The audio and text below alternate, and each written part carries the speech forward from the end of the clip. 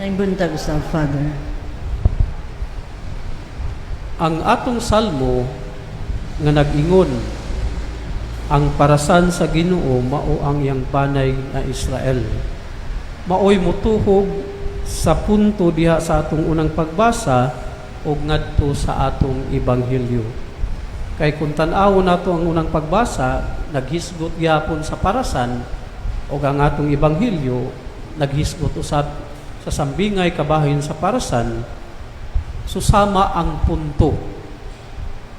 Naghisgot sila sa katawhang Israel nga mao ang piniling katawhan sa Dios nga iyang gipiyalan o gipiyal sa mga kadagkuan sa lungsod o ilabi na sa mga pangulong pari. Nakahinumdum siguro mo sa diha nga giluwas sa Ginoo ang mga Israelita gikan sa kaulipnan sa Ehipto, didto nagsugod ang grabe nga pakigsuod sa Dios ug sa iyang piniling katawhan nga mao ang Israel. Pero before pa ana nagbuhat na ang Ginoo og kasabutan sa mga Israelita nga siya ang ilang Ginoo ug sila ang piniling katawhan sa Dios.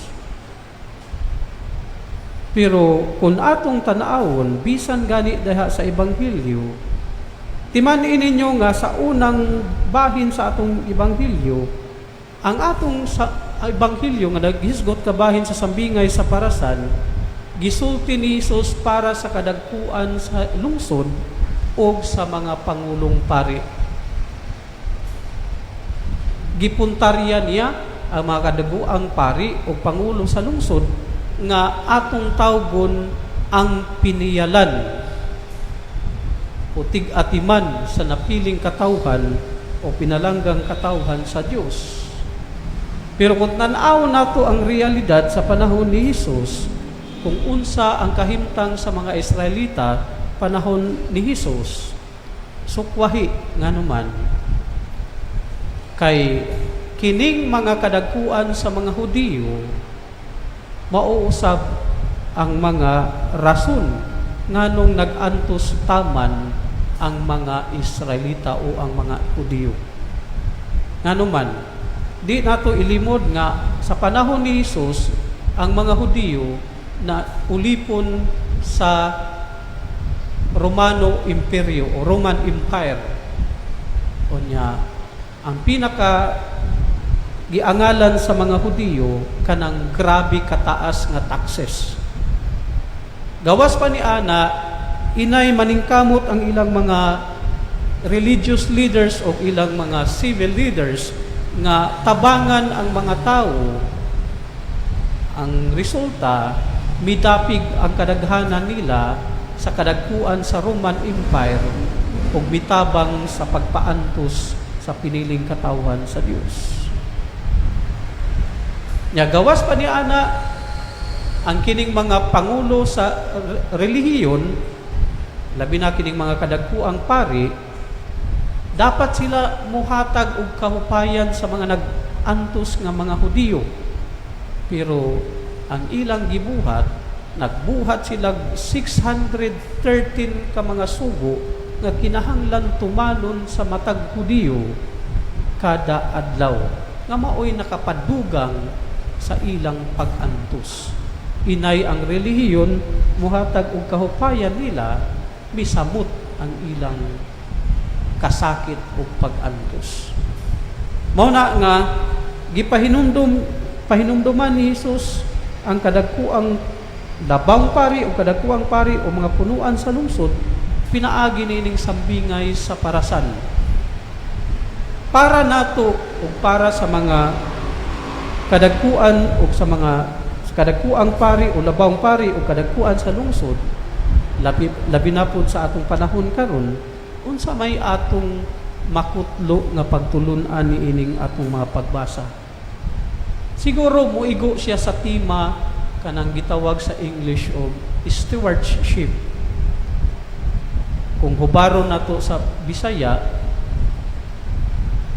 dili pud tenants kay saop man ang hubad sa Bisaya sa tenants, lahi siya sa stewardship tungod kay ang Bisaya ni ana gitawag og pagkapiniyalan. Nagpasabot nga kung moingon kita matag usa nato mga piniyalan sa Ginoo. Nagpasabot nga ang Ginoo naghatag og gasa nato nga dapat nato amumahon, ampingan, ipalambo, dili gubon o dili panamas-tamasan. Mao na nga kung muhiskot ta kabahin sa pagkapiniyalan, una natong hisgutan nga dapat kada adlaw magpasalamat ta o maghimaya ta sa Dios tungod sa pagkamanggihatagon sa Dios ang tao nabulahan. Tungod sa pagkamanggihatagon sa Dios ang tao nabulahan. Di man nato ilimot nga pati atong kaugalingong kinabuhi gasa sa Dios ug ang tanan nga naa sa atong palibot. Kana gihatag sa Dios sa matag usa nato ug para natong tanan tungod kay manggihatagon siya ug gusto siya mabulahan ug magmalipayon ang tawo nga maoy pinakapalangga niya sa tibuok niyang kabuhatan. So mao na nga dapat unta kada adlaw maghimaya o magdaig ta sa Ginoo tungod sa iyang pagkamanggihatagon nga maoy hinungdan nga kita nabulahan. Ikaduhang punto kung maghisgot ta og stewardship or pagkapiniyalan, timan-an nato nga bisan pagbali-baliho nato ang istorya, ang punto mao nga ang Dios maoy tag-iya sa tanan nga kabuhatan, pati ang atong kaugalingong kinabuhi. Ang Dios maoy tag-iya sa tanang kabuhatan, pati ang atong kinabuhi. Nagpasabot nga ato untang pahinumduman sa mga tao nga naghari-hari sa kalibutan o mga tao nga hakog sa kalibutan nga gikamkam ang tanang bahandi sa kalibutan para sa ilang kaugalingong interest, atong pahinumduman sila nga dili na dapat buhaton ninyo kay dili kamo ang tag-iya niini kundi ang Dios mismo. Wala kamo gitawag aron maghari-hari ug magpaka kanabitaw magkamkam lamang sa kanang bahandi sa kalibutan kundi dapat kita mahimong maamumahon, mapinalanggaon o mapamalambuon sa tanan nga gipiyal sa Dios nato. O kana pod ang ikatulo nga punto, itang tanan piniyalan. Nagpasabot nga ang atong papel dinhi sa kalibutan, unang-una mao ang pag-amuma, pagpalambo, pagpangga, pag-atiman sa tanan nga gibilin o gipiyal o gitahas sa Dios kanato, pati atong kaugalingong kinabuhi sa uban o ang kining hiniusa natong balay. Kasabot ba mo anang hiniusa natong balay? Kining gitawag nato og kalibutan. Ato ning responsibilidad nga dapat nato amumahon at imanon, palambuon o palanggaon. Dili nato ang kunon, dili nato gubon, dili nato panamas-tamasan. Kay subo pa malandungon mga igsuon nga kun panamas-tamasan nato ang gasa sa Dios nga gipiyal niya nato, naagyoy resulta nga di maayo. Tagaan nato kung konkretong example.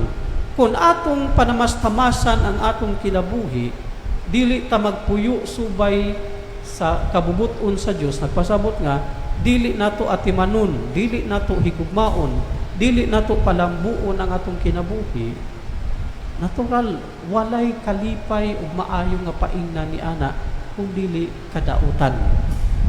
Sama sa kung ato nang ibalhin niining hiniusa natong balay nga maong gitawag natong kalibutan, ingon ana pod nga kung palabihon nato ang atong kahakob ug kadalo, unya gub-on nato ang atong gipuy-an nga gitawag natong kalibutan, pinaagi sa nagkadaiyang pamaagi, di madugay maningil ang kinaiyahan o ecology o kabuhatan.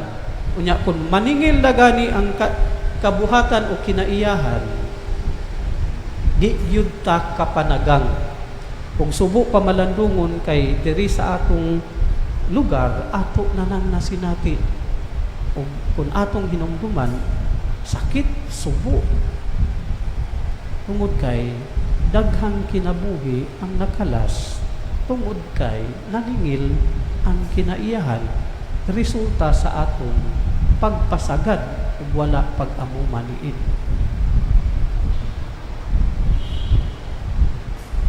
Tagaan nato konkretong example unsay nahitabo atong di nato malimtan nga trahedya dinhi sa Cagayan de Oro. Imagine ninyo kung naay bagyo, naatay dagat diha, naatay suba diri. Kung naay bagyo, kusog kayong hangin, kusog kayong ulan, mudako ang balod. Unya kay kusog ang ulan o kusog ang hangin, mubaha ang atong suba. Imagine ninyo unsay mahitabo sa Cagayan de Oro kung mag-abot ang taob, unya dako kaayong balod plus dakong baha sa atong suba dinhi. Kung di bata manglangoy taman, kung di bata lunupan, ug kana nahitabo na nato, di ba? Subo pa malandungon, wa ta kapanagang. Daghang mga kinabuhi na kutlo ug daghang mga kabtangan na naguba. Kay naningil ang kinaiyahan.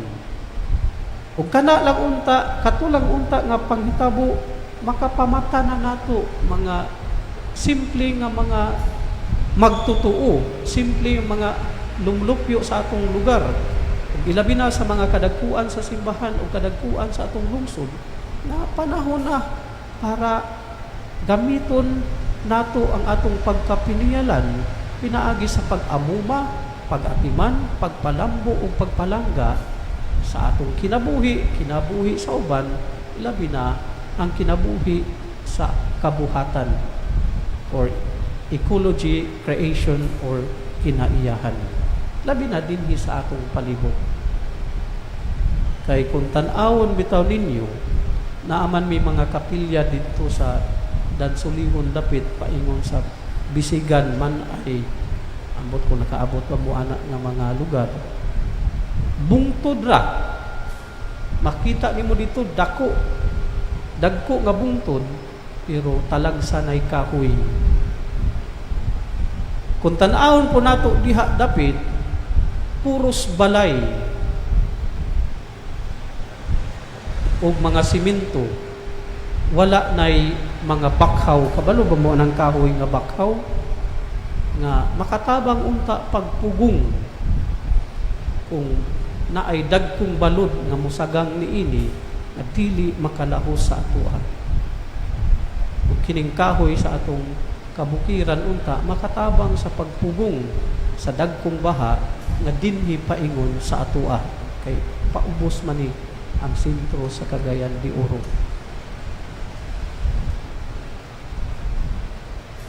Unya, ang sunod nga punto mao nga kung kita ang piniyalan, tan-aw na to mga igsuon nga sa ako nang gikaingon, ang pinaka buhaton nato o ipadayon nato pagbuhat ang pag-abuma, pag-atiman o pagpalangga sa atong kinabuhi sa uban o diining atong balay nga gipuy-an.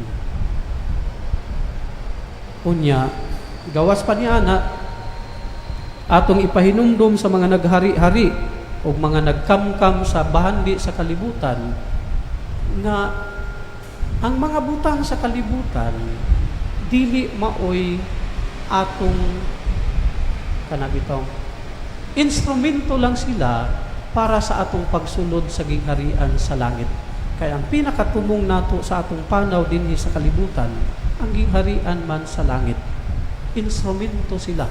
Dili sila ang muhatag nato og tiunay o lasting nga kalipay, kundi temporary lang. Mao nga dapat dili kamkamon for personal interest lamang, kundi sama sa pagka-manggihatagon sa Dios atong bahin-bahinon. Pero subo pa malandungon kay kung tan-awon nato ang atong nasod, o kini pod ang komentaryo sa ubang mga tagalaing nasod, nga majority sa Pilipinas mga Kristiyanos o kadaghanan mga Katoliko, pero dili nila masabtan nganong naaman unta tay Ginoo, nagtuo tag Ginoo, pero nganong daghan mang pobre sa Pilipinas na pipila lang ang naghari na mga adunahan. Nganong dili makaako sa pagbahin-bahin sa kabtangan sa Pilipinas aron kitang tanan mabulahan o magmalipayon sa gasa sa Dios. Nganong pipila lamang ang nabulahan? Kana ang pangutana nato ug sa mga tagalaing nasod para nato mga Pilipino.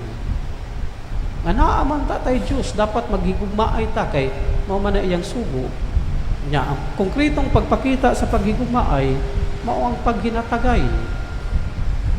Pero naunsa man nga hingno nato 85% kabus sa Pilipinas ug laing pipila ka porsyento lamang ang nagmalipayon nga naglunang sa kalipay sa bahandi sa Pilipinas. Tungod kay inay nga mag-among mata, gipahari nato ang atong pagkahakog o pagkaiya-iyahon. Nasa tinuod, kung mga matay ta, kung practical atong gisgutan, ni 5 centavos o usa ka pudyot nga yuta, wala man gid tay madala. Ug sa katapusan, atong hinumduman nga uban sa tanang kabuhatan sa Dios, kita unta mupanaw paingon ngadto sa iyang gingharian. Unya natural di man na mahitabo kung dili nato tumanon ang atong pagkapiniyalan. Kay ang kaluwasan unya ang pagsunod sa gingharian sa Dios, nagpasabot nga ang gingharian sa Dios giablihan sa Dios para sa tanan. Pero kinahanglan nato gamiton nato ang atong responsibilidad isip piniyalan aron ang atong kinabuhi o kinabuhi sa uban maangayan nga mosulod sa gingharian sa Dios. Kay kung dili ta maningkamot sa pagtuman ni ining atong tahas isip piniyalan, pati siguro atong kaugalingon, basin dili ta makasulod sa atong final destination nga mao ang gingharian sa Dios. O kana ang hagit sa atong mga pagbasa karon. Hinaot unta nga mahimo tang responsable, mahigugmaon, maatimanunon ug mapanglanggaon na piniyalan sa Dios sugod sa atong kiaugalingong kinabuhi, ngadto sa kinabuhi sa atong pamilya, ngadto sa kinabuhi sa atong mga silingan, ug labi na niining balay nga atong gipuy-an nga mao ang gitawag nato kalibutan.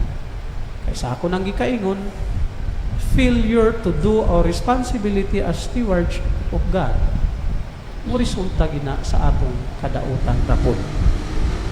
Hinaot ta nga magmatata labi na karong panahon sa kabuhatan o season of creation, unya karong adlaw pod gisaulog nato ang piyesta ni San Francisco de Assisi, ang patron sa ecology, nga buhaton nato ang atong mahimo taman sa atong mabuhat aron matuman ang atong responsibilidad. hinaot pa unta. Sa ngalan sa Amahan, sa Anak, sa Espiritu Santo. Amen. Palihog manindong.